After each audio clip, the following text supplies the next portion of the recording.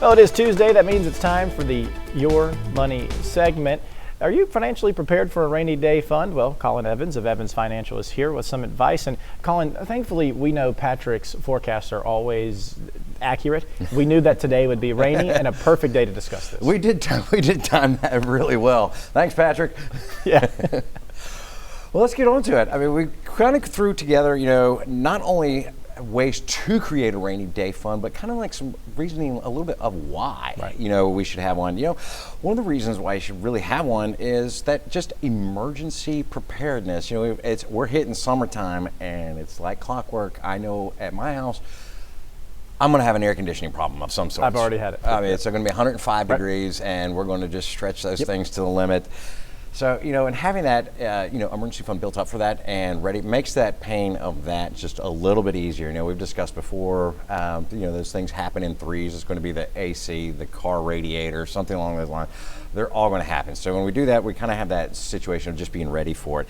It also allows a little bit of, a kind of a financial stress reliever. Right. It's like I'm not having to worry about, oh, goodness gracious, I just got paid. Now I've got to worry about getting this air conditioning fixed or this car issue fixed.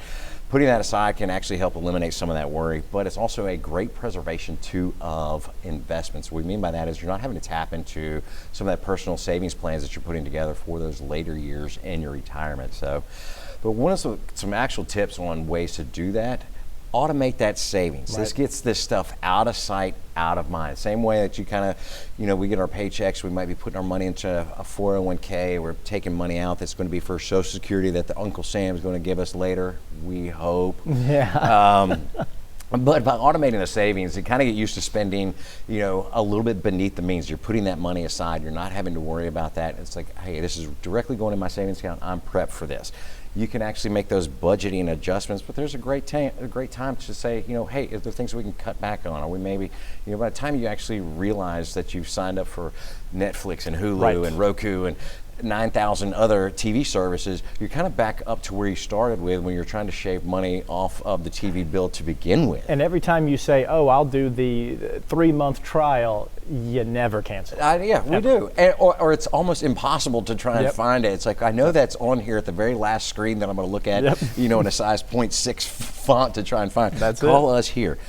And final thing that we want to say is windfall contributions are great. What we mean by windfall is depending on the time of year. Like we just had tax return time. That's a phenomenal time to actually take a chunk of that and just put this into a savings account. Or when it comes into bonus time, sometimes companies want to throw those employee bonuses for whatever the case may be, profits or Christmas time, whatever. That's also a great time to put that money aside that you can set it up for, as Patrick gave us our rainy day today, for putting together that rainy day fund. Colin, you're the man. If anyone wants to reach out to you guys, what do they do? Absolutely. evansfinancial.com or info@evansfinancial.com. All right, so we got the rainy day fund. Let's find out about the rainy day now with Patrick.